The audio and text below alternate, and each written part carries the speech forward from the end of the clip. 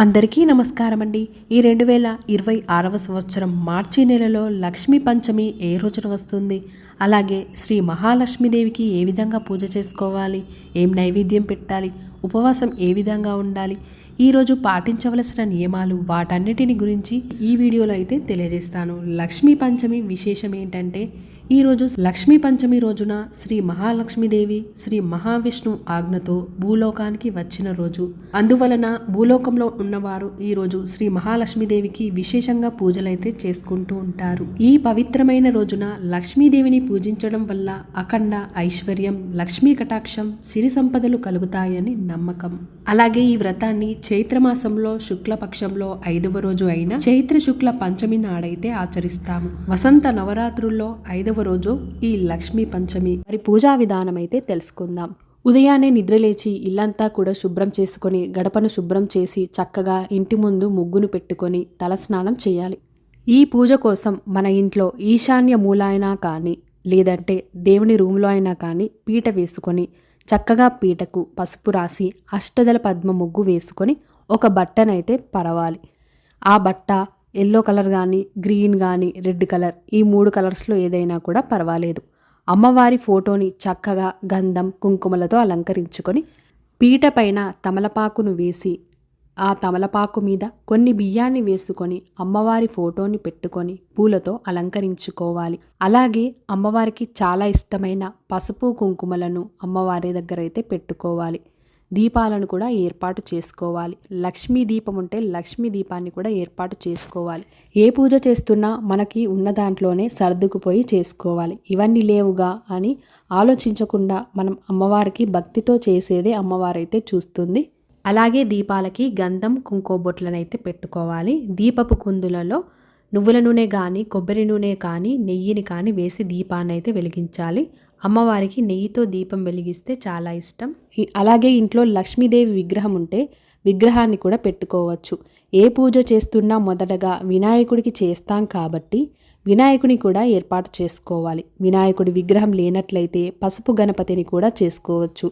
లక్ష్మీదేవి విగ్రహం లేనట్లయితే తమలపాకును తీసుకొని పసుపుతో చిన్నగా చేసుకొని అమ్మవారిలాగా భావించి కూడా పూజ అయితే చేసుకోవచ్చు. తర్వాత ఏకహారతితో దీపాన్ని వెలిగించుకొని దీపాలకు గంధం కుంకుమ బొట్లను పెట్టి పూలతో అలంకరించుకోవాలి. ఇప్పుడు లక్ష్మీదేవికి చాలా ఇష్టమైన అభిషేకాన్ని అయితే చేసుకోవాలి. పాలతో కానీ, పెరుగుతో కానీ, పంచామృతాలతో కానీ, పసుపు కుంకుమలతో అభిషేకం చేసుకోవాలి. అలాగే ఒక పాత్రను తీసుకొని అందులో శ్రీం అని కుంకుమతో అయినా కానీ, గంధంతో అయినా కానీ రాసుకొని ఆ పాత్రలో 3 సార్లు బియ్యాన్ని అయితే వేసుకోవాలి. లక్ష్మీదేవి విగ్రహాన్ని పెట్టుకొని అమ్మవారికి చాలా ఇష్టమైన లక్ష్మీ గవ్వలు, గోమతి చక్రాలు, చిట్టి గాజులు, అలాగే తామర గింజలు, యాలకులు, చిల్లర నాణాలు, బియ్యం, పప్పు దినుసులు ఇలాంటివి అమ్మవారికి ఇష్టమైన ఏవైనా కూడా అమ్మవారి దగ్గర అయితే పెట్టుకోవచ్చు. చక్కగా పూలతో అలంకరించుకోవాలి. గులాబీ పువ్వులైనా, తెల్లటి పువ్వులైనా అమ్మవారికి చాలా ఇష్టం. మంగళహారతి ప్లేటును కూడా తయారు చేసుకొని నైవేద్యాలు, కలశ చెంబు, ఆచమనీయ పాత్ర ఇవన్నీ కూడా ఒక దగ్గర పెట్టుకొని మనం రెడీగా అయితే పెట్టుకోవాలి. పూజ చేస్తున్నప్పుడు ఊకే లేచి కూర్చోవడం అలా అయితే చేయకూడదు. ఒక్కసారి పూజ కోసం కూర్చున్నప్పుడు పూజ అయిపోయేంత వరకు కూడా మనం కదలకుండా అయితే శ్రద్ధగా పూజ చేసుకోవాలి. ఇప్పుడు మనం అన్నిటినీ సిద్ధం చేసుకున్నాం కదా, ఇప్పుడైతే పూజ అయితే స్టార్ట్ చేసుకుందాం. ముందుగా మంగళహారతి దీపాలను వెలిగించి షోడశోపచార పూజ అయితే చేసుకోవాలి. షోడశ అనగా 16, ఉపచారాలు అంటే సేవలు. చాలా సులభంగా ఉంటాయి, ఎవరైనా కూడా చేసుకోవచ్చు. ఇలా చేయటం రాని వాళ్ళు పంచోపచార పూజ అయినా చేసుకోవచ్చు. ఇందుకోసం గంధం, పువ్వులు, అగరబత్తులు, దీపం, నైవేద్యం సమర్పించాలి. 16 ఉపచారాలు చేయలేని వాళ్ళు ఈ పంచోపచార పూజ కూడా చేసుకోవచ్చు. దానికోసం ఈ 5ంటిని సమర్పిస్తే సరిపోతుంది. షోడశోపచార పూజలో ముందుగా గణపతి శ్లోకాన్ని శుక్లాంబరధరం చదువుకొని ఆచమనం చేసుకోవాలి. 3 సార్లు చేతిలోకి నీటిని తీసుకొని తాగి కొన్ని అక్షతలు చెయ్యిలోకి తీసుకొని ఆచమనీయ మంత్రాలను చదువుకొని ప్లేట్లో వదిలిపెట్టాలి. వదిలిపెట్టాక ఒక క్లాత్తో అయితే చేతిని శుభ్రంగా తుడుచుకోవాలి. ఎప్పుడైనా కూడా తడి చెయ్యితో పూజ అయితే చేయకూడదు. పక్కన నేను ఏ మంత్రాలను చదువుకోవాలి అనేది కూడా పక్కన ఇస్తున్నాను. ఆ మంత్రాలను చదువుకుంటూ కూడా చేసుకోవచ్చు. ఆ తర్వాత కొన్ని అక్షంతలను చేతిలోకి తీసుకొని భూశుద్ధి మంత్రాన్ని చెప్పుకొని మన ఎడమ సైడ్కి అయితే వదిలేయాలి.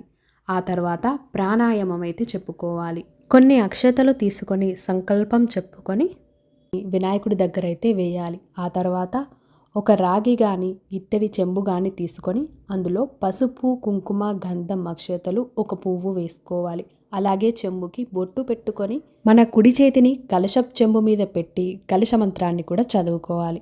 పక్కన మంత్రం అయితే ఇస్తున్నాను, చదవడం వచ్చిన వాళ్ళు చదువుకోవచ్చు, రాని వాళ్ళు నార్మల్గా చేసుకున్నా కూడా సరిపోతుంది. ఆ తర్వాత కలశపు చెంబులోని నీళ్లను పూజా సామాన్ పైన, దేవుళ్ళ పైన, మన పైన కూడా చల్లుకోవాలి. మొదటగా మనం ఏం పూజ చేస్తున్నా వినాయకుడికి పూజ చేస్తాం కాబట్టి ఓం శ్రీ మహాగణాధిపతియే నమః ధ్యాయామి ఆవాహయామి నవరత్న ఖచిత సింహాసనం సమర్పయామి అని అక్షంతలైతే వేసుకోవాలి. ఆ తర్వాత పాద్యం, ఆర్ఘ్యం, శుద్ధోదక స్నానం సమర్పయామి అనుకుంటూ ఆ కలశపు చెంబులో ఉన్న నీళ్లను వినాయకుడి పైన చల్లుతూ పక్కన ఉన్న మంత్రాలైతే చదవాలి. ఆ తర్వాత వస్త్రయుగ్మం సమర్పయామి అనుకుంటూ వస్త్రాన్ని కూడా సమర్పించుకోవాలి. గంధం సమర్పయామి అనుకుంటూ ఒక పువ్వుకు గంధాన్ని పెట్టి వినాయకుడి దగ్గర అయితే పెట్టుకోవాలి. అక్షతం సమర్పయామి అనుకుంటూ అక్షతలైతే వేయాలి. ఆ తర్వాత అష్టోత్తరం అయితే చదువుకోవాలి. అష్టోత్తరం చదవడం వస్తే అష్టోత్తర నామాలు చదువుకోవచ్చు, రాకపోతే ఓం గం గణపతియే నమః అనే మంత్రాన్ని 108 సార్లు అయితే చదువుకోవాలి. ఆ తర్వాత ధూపం సమర్పయామి అని ధూపాన్ని, దీపం సమర్పయామి అని దీపాన్ని, నైవేద్యాన్ని కూడా సమర్పించుకోవాలి. ఆ తర్వాత వినాయకుడికి హారతి ఇచ్చి తాంబూలం సమర్పయామి అని ఒక తమలపాకును కూడా సమర్పించాలి. మంత్రపుష్పం అంటే ఒక పువ్వు కొన్ని అక్షంతలను చేతిలోకి తీసుకొని మంత్రపుష్పం సమర్పయామి అని వినాయకుడి దగ్గర అయితే వేసుకోవాలి. ఈ పూజలో ఏవైనా పొరపాట్లు ఉంటే క్షమించమని వినాయకుడికి మొక్కుకొని కొన్ని అక్షంతలు వేసి ఆ తర్వాత మనం శ్రీ మహాలక్ష్మీదేవికి అయితే పూజ చేసుకోవాలి. మహాలక్ష్మీదేవి భర్త అయిన శ్రీ వెంకటేశ్వర స్వామిని ముందుగా మొక్కుకొని ఆ తర్వాత లక్ష్మీదేవిని అయితే పిలవాలి. లక్ష్మీదేవి ధ్యాయామి అనుకుంటూ అమ్మవారిని మంత్రం చదువుకుంటూ పిలవాలి. అమ్మవారికి కూడా వినాయకుడికి చేసిన విధంగానే షోడశోపచార పూజ అయితే చేసుకోవాలి. అమ్మవారికి కూడా ధ్యాయామి అని లక్ష్మీదేవి మంత్రాన్ని, ఆవాహయామి నవరత్న సింహాసనం సమర్పయామి అనుకుంటూ అక్షంతలైతే వేసుకోవాలి.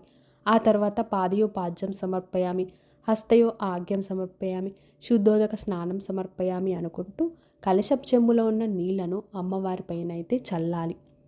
ఆ తర్వాత వస్త్రయుగ్మం సమర్పయామి అనుకుంటూ వస్త్రాన్ని కూడా సమర్పించుకోవాలి. గంధం సమర్పయామి అనుకుంటూ ఒక పువ్వుకు గంధం పెట్టి కూడా సమర్పించుకోవాలి. అక్షతం సమర్పయామి అని అక్షంతలను కూడా సమర్పించాలి. ఆ తర్వాత శ్రీ మహాలక్ష్మీదేవి అష్టోత్తర శతనామావళి అయితే చదువుకోవాలి. అలాగే కనకదార స్తోత్రం, మహాలక్ష్మి అష్టకం, ఇలా లక్ష్మీదేవి మంత్రాలు ఎవి వచ్చినా కూడా అన్నీ కూడా చదువుకోవచ్చు. ఏం చదవడం రాకపోతే ఓం శ్రీ మహాలక్ష్మి దేవియే నమః అని 108 సార్లు చదువుతూ పసుపు కానీ, కుంకుమ కానీ, అక్షంతలు కానీ, ఎర్రని పుష్పాలు లేదంటే తెల్లని పుష్పాలు, లక్ష్మీ గవ్వలు, గోమతీ చక్రాలు, చిట్టి గాజులు, అలాగే తామర గింజలు, వీటన్నిటితో కూడా మనం అష్టోత్తరం అయితే చేసుకోవచ్చు. ఆ తరువాత ధూపం, దీపం, నైవేద్యం అన్నిటిని కూడా సమర్పించాలి. తర్వాత అమ్మవారికి తాంబూలం సమర్పయామి అనుకుంటూ 2 తమలపాకులు, చీర పెట్టాలి అనుకునే వాళ్ళు చీర, జాకెట్ ముక్కలు, పండ్లు, పోకా వక్క పువ్వులు ఇలా అయితే తాంబూలం అయితే సమర్పించుకోవచ్చు. ఆ తర్వాత హారతిని కూడా అమ్మవారికి సమర్పించాలి. ఆ తర్వాత మంత్రపుష్పం సమర్పయామి అనుకుంటూ ఒక పువ్వు కొన్ని అక్షంతలను తీసుకొని అమ్మవారి పాదాల దగ్గర అయితే వేసుకోవాలి. మంత్రపుష్పం సమర్పించిన తర్వాత కొన్ని అక్షంతలను చేతిలోకి తీసుకొని పూజలో ఏమైనా పొరపాట్లుంటే క్షమించమని అమ్మవారికి మనసారా మొక్కుకొని, మీకు ఏ కోరికలున్నా కూడా అమ్మవారికి మొక్కుకొని ఆ తర్వాత కొన్ని అక్షంతలను చేతిలోకి తీసుకొని అక్షంతలు అమ్మవారి పాదాల దగ్గర అయితే వేసుకోవాలి. ఇంతటితో పూజ పూర్తయిపోయినట్టే. ఈరోజు పాటించవలసిన నియమాలను చూసుకుంటే పూజ చేసిన తర్వాత ఎవరిని తిట్టడం కానీ కొట్టడం కానీ చేయకూడదు. అలాగే బ్రహ్మచర్యాన్ని పాటించాలి.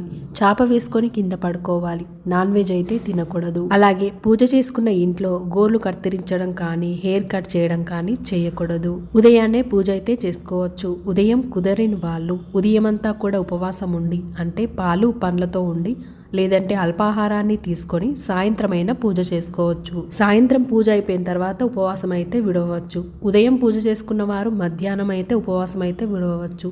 ఒక పూట భోజనం చేస్తే చాలా మంచిది. ఈ పూజలో వాడిన ఆకులను కానీ పువ్వులను కానీ పారే నీటిలో వేస్తే మంచిది. లేదు అంటే ఎవరు తొక్కని ప్రదేశంలో అయితే వేయాలి. అలాగే మనకు లక్ష్మీ పంచమి సోమవారం వస్తుంది కాబట్టి సోమవారం పూజ చేసుకొని మంగళవారం అమ్మవారిని కదిలించొద్దు కాబట్టి మంగళవారం రోజున తెల్లవారుజామున 6 గంటల లోపే ఫోటోని పీఠాన్ని అయితే కదిలించుకోవచ్చు. ఈ వీడియో మీకు నచ్చినట్లయితే తప్పకుండా మీ యొక్క లైక్తో నాకు సపోర్ట్ని తెలియజేసి మరిన్ని మంచి వీడియోస్ కోసం మన ఛానల్ని వెంటనే సబ్స్క్రైబ్ చేసుకొని పక్కనే ఉన్న బెల్ ఐకాన్ అయితే క్లిక్ చేయండి. ధన్యవాదములు. మరో మంచి వీడియోతో కలుద్దాం.